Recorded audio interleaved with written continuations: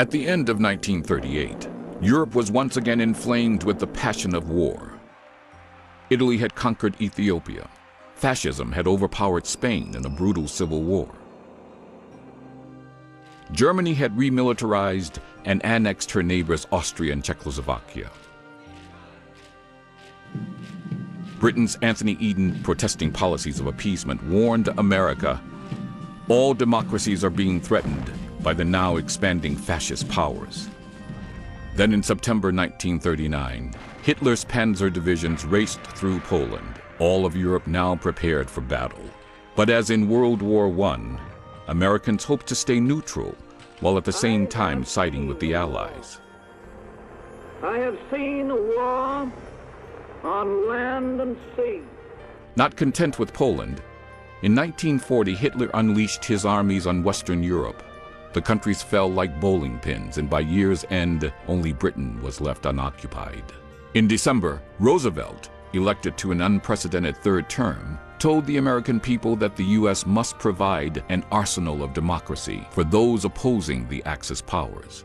We must be the great arsenal of democracy. For us, this is A month later, he laid out a Lend-Lease agreement that would provide Great Britain with essential war materials. Roosevelt argued that America must defend the four essential freedoms: the freedom of speech and expression, the freedom of worship, freedom from want, and the freedom from fear. Congress quickly passed the Lend-Lease Act, empowering the president to supply arms to any country he determined to be in U.S. vital interests. The initial appropriation was $7 billion. By war's end, the U.S. extended over $50 billion in aid to the Allies. By the summer 1941, American shipping to Britain came under attack by German U-boats, and an unofficial war began between the United States and Germany. Then on December 7th, 1941, Germany's Axis partner, Japan, attacked Pearl Harbor. The next day, America declared war on Japan. 3 days later, on Germany and Italy. The nation, which a Japanese diplomat called a slumbering giant, was about to awaken from the sluggishness of the Great Depression economy and produce the largest military buildup the world had ever seen. The war began slowly for the United States as she mobilized men and materials for the fight. From 1941 to 1945, the hearts and souls of Americans centered on the war effort as they quietly did their jobs. 60 years later, these Americans who shouldered the responsibility of preserving democracy would be heralded as the greatest generation. My husband's in the Navy, and I want to do a job that means more than working in a department store. Factories across the nation turned to making munitions and war supplies as the government spurred the economy with vastly increased federal spending. Congress also initiated an incredible array of wartime measures, including wage and price controls, outlawing strikes, and the rationing of rubber, gasoline, meat, sugar, coffee, butter, and consumer goods. Women took jobs in the factories as men joined armed forces. People bought war bonds and planted victory gardens. Never before had the country united in such a determined resolve.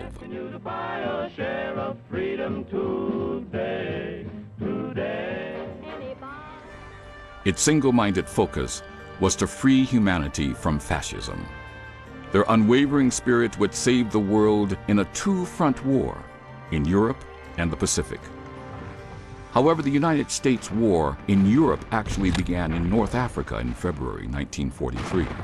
At the battle for Tunisia's Kasserine Pass, American troops suffered defeat at the hands of Germany's Desert Fox, Field Marshal Erwin Rommel. But the Americans, led by General George S. Patton, quickly learned how to outmaneuver the German forces. By May 1943, Axis losses amounted to 500,000 men, and Rommel was driven from North Africa. Allied strategy then shifted northward, with amphibious assaults on Sicily and Italy. Italy surrendered on September 8, 1943. From 1941 to 43, the Soviet Union reeled under heavy blows from German aircraft and ground forces. Stalin begged President Franklin Roosevelt and Britain's Prime Minister Churchill to open a second front, but England disagreed, and they postponed the attack until 1944. Then in 1943, the Soviet army stopped the German juggernaut with their heroic stand at Stalingrad.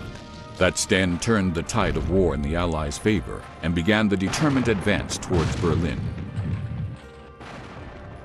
In that same year, the Allies named General Dwight David Eisenhower as the overall commander in Europe. Has been utterly destroyed. At the beginning of 1944, Roosevelt announced to the American people that the Allies would open a second front in Western Europe, a front that would essentially box in the Germans and bring a quick end to the war. On June 6th, the greatest invasion in the history of mankind took place. Using 4,000 ships and 10,000 airplanes, the Allies struck Normandy and put ashore 175,000 troops on the beaches of France. The Allies quickly broke out of their beachhead in Normandy. Patton's Third Army swept through Brittany, tearing a gaping hole in the German defenses. By the fall of 1944, American and British divisions liberated France, Belgium, and the Netherlands. In December, they turned back a massive German counterattack in the Battle of the Bulge. The Soviets pressed through Bulgaria, Yugoslavia, Poland, and Romania. Finally, the Americans entered Germany, and in April 1945, they halted their advance at the Elbe River, while the Soviets took Berlin.